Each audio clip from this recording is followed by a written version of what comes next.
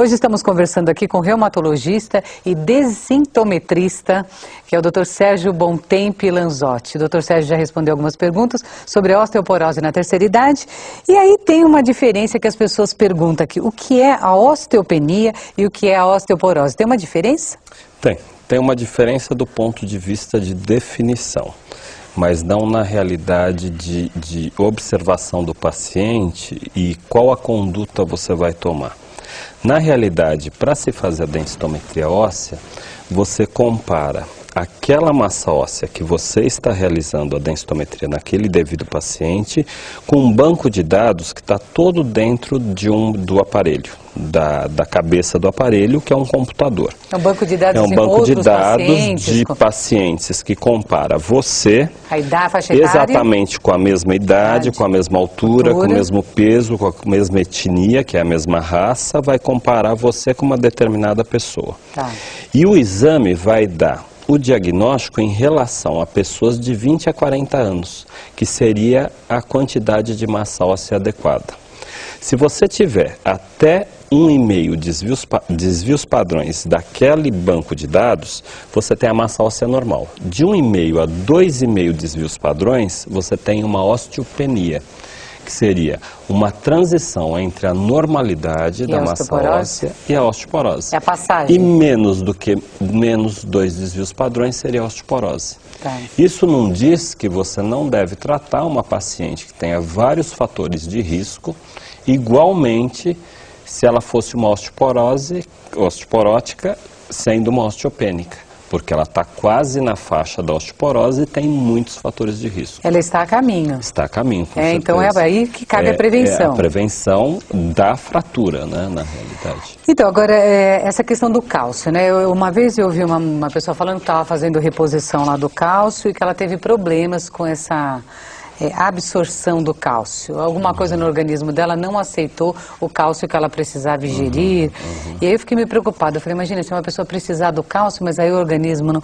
Como é que funciona isso? Existe mesmo essa rejeição? Algum organismo pode rejeitar? E em quantos casos vocês recomendam essa questão da utilização do cálcio ou em alimentos ou em complementos? Na realidade, a dieta básica de uma pessoa que se alimenta adequadamente é uma dieta rica em cálcio. A dificuldade que nós mais temos é da vitamina D. A vitamina D, ela é muito menos fornecida pelos alimentos do que propriamente o cálcio. Em relação a esse questionamento de um paciente que teve problemas com cálcio, é porque normalmente nós usamos o carbonato de cálcio para substituição do cálcio alimentar, que nós usamos em pacientes que não têm uma absorção, uma alimentação adequada, ou não absorve por um motivo, o organismo, né? Ou não absorve por algum motivo. E esse cálcio, o carbonato, ele pode ser lesivo ao trato gastrointestinal, até porque ele deve ser utilizado com bebida ácida. Então, com suco de fruta ácida, senão ele não é absorvido. Entendi. Ele não pode ser tomado com leite, o cálcio. A pessoa teve exatamente porque não existe essa absorção. esses sintomas aí. E outro problema que existe, que é muito importante, é a predisposição à formação de cálculo renal. Mas aí nós teríamos o citrato de cálcio, que é um cálcio que não dá daria esse problema, então, de cálculo renal. Então, existe uma cura? É uma medicação que vai funcionar para aliviar ou para postergar? Por incrível que pareça, a osteoporose é uma doença totalmente reversível. Que bom! Totalmente reversível. Existem medicações de uso diário até medicações de uso anual. Uma vez por ano se faz uma injeção de uma medicação que trata a osteoporose.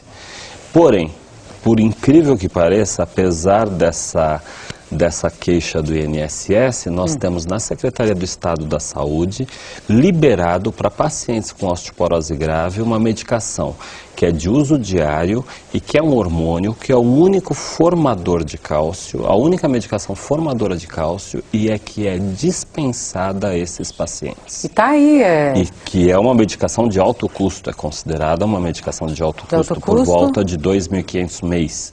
Isso e totalmente liberada para os pacientes que necessitam e que têm uma osteoporose grave. Olha que coisa, que informação boa, né, para você de casa que sofre com osteoporose, em postos ou em hospitais? Não, são em serviços específicos de tratamento de alto custo. Hoje em dia nós temos alguns locais da Secretaria de Estado de Saúde de São Paulo que são locais onde se distribuem, a partir de toda uma documentação realizada pelo médico, medicamentos de alto custo.